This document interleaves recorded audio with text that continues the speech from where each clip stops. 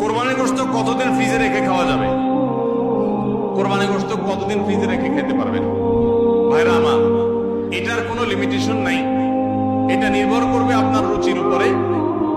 এটা নির্ভর করবে যে আপনি কতদিন রেখে নিজে খেতে চাচ্ছেন বা এটা কতদিন ভালো থাকে তার উপরে।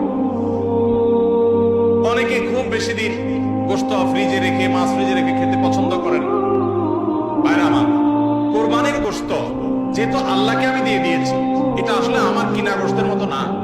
অতএব এখানে আমি যেটুকু পাই ওইটুকুই আমার জন্য বেশি। এই মানসিকতা থাকলে তাহলে গোশতের মধ্যে লাভ লস আর হিসাব করা মানসিকতা আমাদের থাকবে না। কোরবানির পশুর গোশত বেশিরভাগই দান করে দিবেন।